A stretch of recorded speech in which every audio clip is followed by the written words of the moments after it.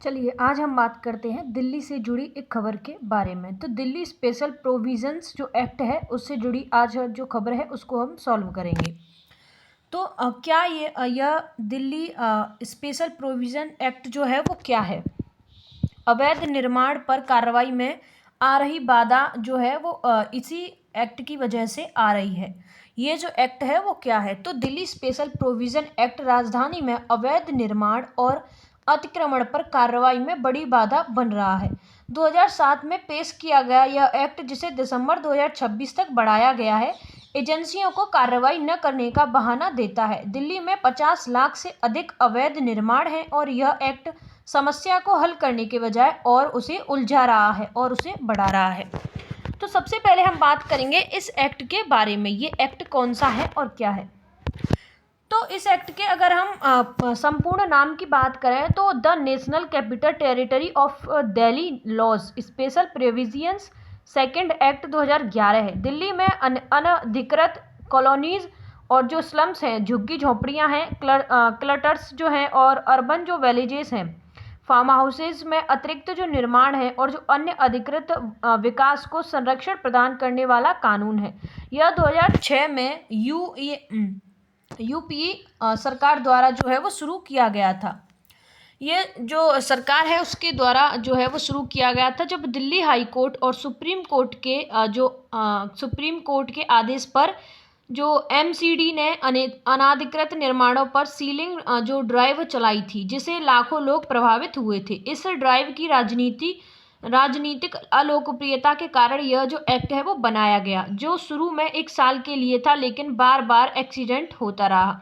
यह एक्ट केंद्र सरकार को अनधिकृत विकास के लिए नीतियां, गाइडलाइंस और रीलोकेशन की व्यवस्था करने का निर्देश देता है और साथ ही अनधिकृत विकास को दंडात्मक कार्रवाई जैसे कि सीलिंग या डेमोलिशन से बचाता है।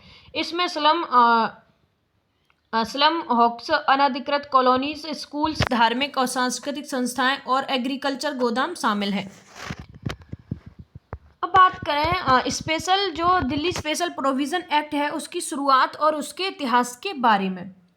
तो यह जो एक्ट है वो एक बार में नहीं बना, बल्कि यह एक सीरीज ऑफ लेजिस्लेशन है जो समय समय पर एक्सीडेंट होती रही। पूरी जो टाइमलाइन है उसे देखें तो 2006 में इसकी अगर हम बात करें तो सबसे पहला कानून Delhi laws special provisions act 2006 था।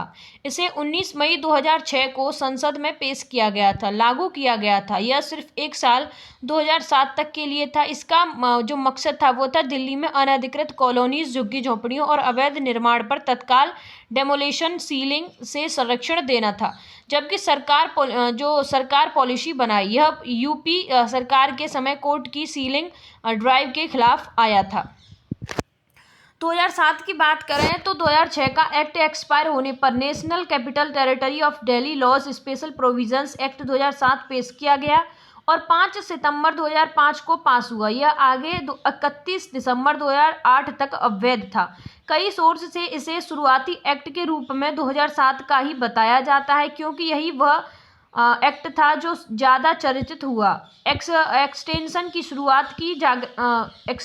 जो है वो शुरुआत की गई।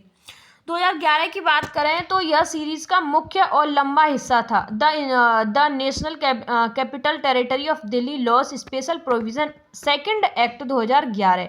इसे दिसंबर 2011 में लोकसभा में पेश किया गया और 12 दिसंबर के पास जो है ये पास हुआ।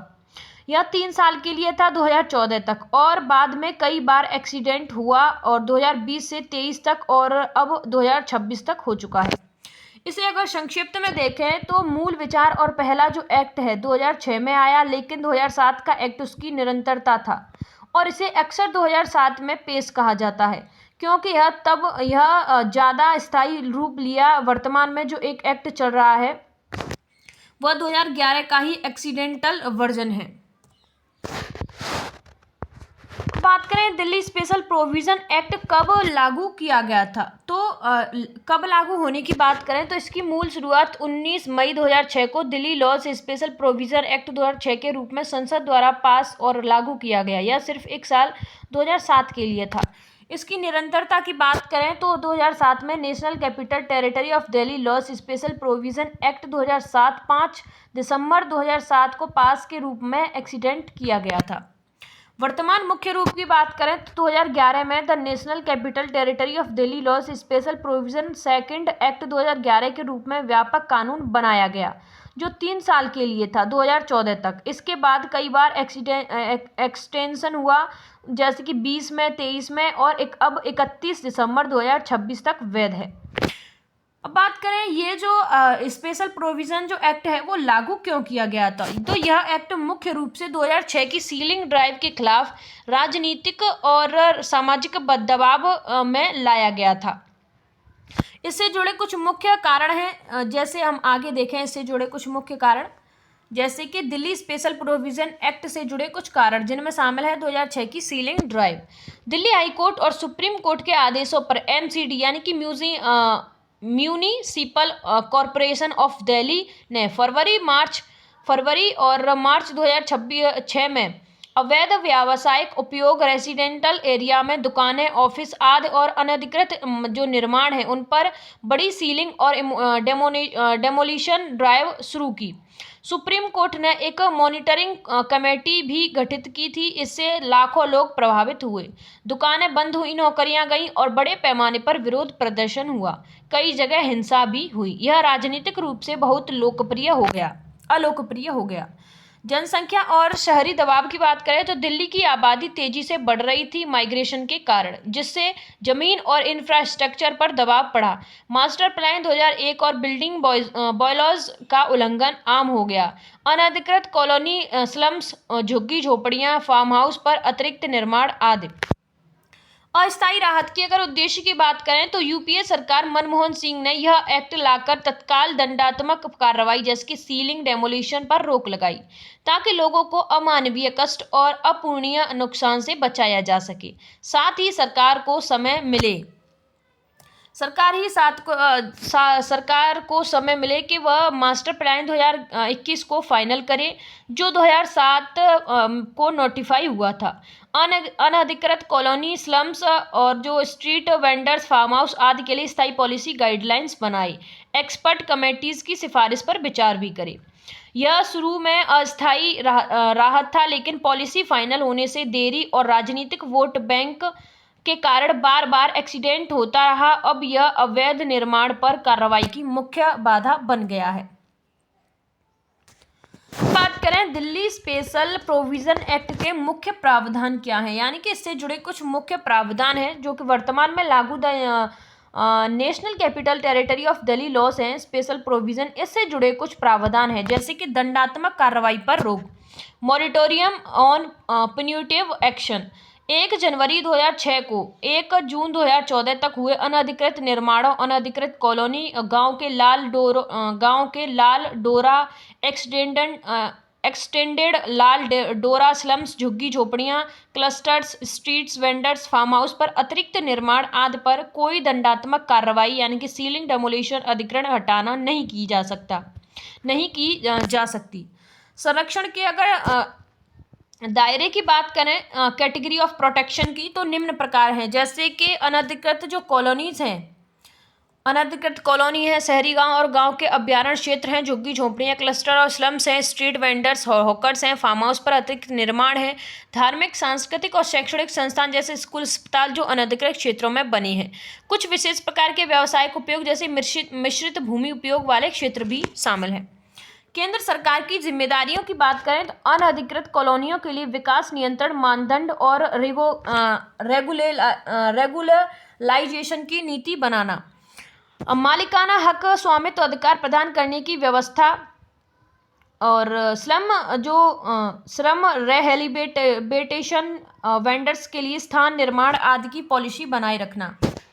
बात करें अस्थायी प्रक्रिया की प्रकृति की, तो एक्ट शुरू से ही अस्थायी बताया गया था ताकि सरकार को नीतियां बनाने का समय मिले, लेकिन 2006 से अब तक 19 साल हो गए और यह बार बार एक्सटेंड होता रहा। 2007 में, 9 में, 11 में, 14 में, 20 में, 23 में, अब 26 तक। अपवाद की बात करें तो यदि कोई निर्माण सार्वजनिक सुरक्षा, पब्लिक सेफ्टी, हेरिटेज साइट्स या कोर्ट के स्पेसिफिक आदेशों से जुड़ा हो तो कुछ मामलों में कार्रवाई संभव है, जैसे कि जामा मस्जिद या यमुना फ्लड प्लेन केस में हुई कार्रवाइयाँ। नया निर्माण 2014 के बाद इस संरक्षण में नहीं आता, लेकिन प्रूफ की कमी के कारण अक्सर कार्रवाई नहीं हो पाती। उद्देश्य की बात करें तो लाखों निवासियों को अमानवीय कष्ट और अपूरणीय क्षति से बचाना, दिल्ली के अनियोजित विकास को व्यवस्थित करने के लिए समय प्रदान करना। संक्षिप्त में देखें तो यह एक्ट मूल रूप से एक अस्थायी ब्रिज था जो अब अवैध निर्माणों को लगातार संरक्षण देने वाला कानून बन गया है। कई विशेषज्ञ इसे दिल्ली की शहरी समस्याओं का मुख्य कारण मानते हैं, क्योंकि यह रेगुलराइजेशन को प्रोत्साहित करने की बजाय टालता रहा है। अब बात करें अवैध निर्माण पर या कार्रवाई में बाधा क्यों बन रहा है, यानी कि यह जो एक्ट है वो बड़ी बाधा जो कार्रवाई है उसमें क्यों बन रहा है। तो यह जो एक्ट है वो एमसीडी, डीडीए और अन्य अथॉरिटीज को अनधिकृत निर्माणों पर तत्काल कार्रवाई करने से रोकता है, जिससे अवैध निर्माण बेधड़क बढ़ रहे हैं। एक्सपर्ट के अनुसार यह कानून एक कवर बनाया गया है जहां बिल्डर्स और लोकल अधिकारी भ्रष्टाचार के जरिए फायदा उठाते हैं। इससे जुड़े कुछ पॉइंट हैं, जैसे कि प्रूफ की मुश्किल। यह साबित करना मुश्किल है कि निर्माण 2014 से पहले का है या बाद का। इससे कई अवैध एडिशंस को संरक्षण मिल जाता है।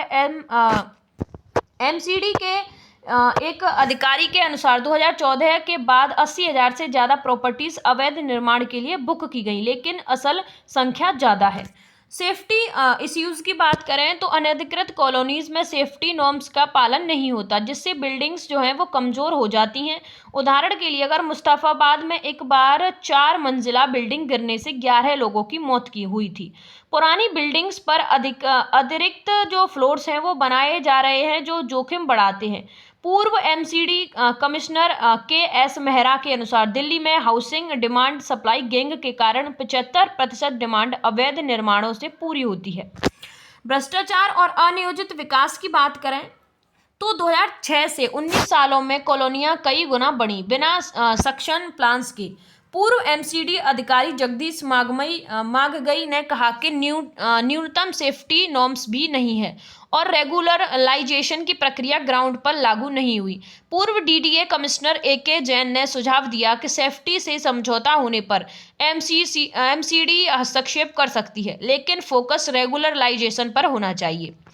हाउसिंग अगर शॉर्टेज की बात करें तो मास्टर प्लान के अनुसार सालाना 1 लाख नए घर चाहिए, लेकिन एमसीडी सिर्फ 5,000 से 6,000 बिल्डिंग प्लान्स जो है वो अप्रूव करती है, जिससे अवैध निर्माण बढ़ते रहे हैं। इससे जुड़े कुछ अन्य जो पॉइंट्स हैं महत्वपूर्ण दिल्ली स्पेशल प्रोविजंस एक्ट जो है उससे, तो उनको देखें तो वर्तमान वैधता एक्ट की जो वैधता है वो दिसंबर 2023 के संशोधन के बाद 31 दिसंबर 2026 तक बढ़ा दी गई है। यह एक्सटेंशन पीएम उदय योजना 2019 के तहत अनधिकृत कॉलोनियों में मालिकाना हक देने की प्रक्रिया में देरी के कारण किया गया। अभी तक लाखों आवेदनों में से बहुत कम, लगभग 25,000 से भी कम पर ओनरशिप जो सर्टिफिकेट है वो जारी हुए हैं। रेगुलराइजेशन की धीमी प्रगति की बात करें तो दिल्ली में 1731 से ज़्यादा अनधिकृत कॉलोनियां रेगुलराइजेशन के लिए चिन्हित हैं, लेकिन 2025 के मध्य तक प्रोग्रेस बहुत कम रही। कई कॉलोनियों में बेसिक सुविधाएं जैसे कि सड़क, पानी, सीवर अभी भी नहीं है और डेमोलिशन ड्राइव्स जारी हैं, जैसे तुगलकाबाद फोर्स एरिया में।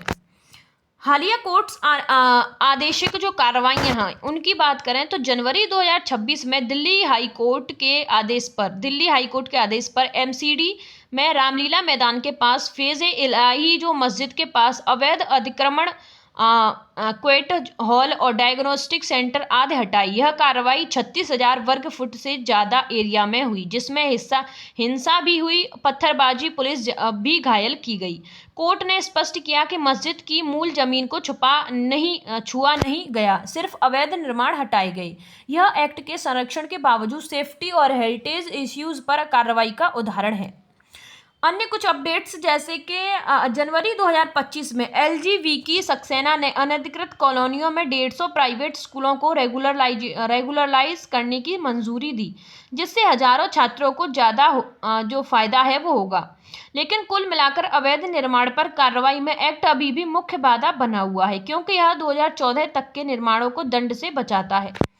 भविष्य की चिंता की बात करें तो एक्सपर्ट जो है उनका मानना है कि 26 के बाद बिना स्थायी पॉलिसी की समस्या और बढ़ सकती है, क्योंकि मास्टर प्लान 2041 का पूरा क्रियान्वयन अभी बाकी है। राजनीतिक वोट बैंक और हाउसिंग शॉर्टेज के कारण बार बार एक्सटेंशन होता रहा है। धन्यवाद। Thanks for watching our videos.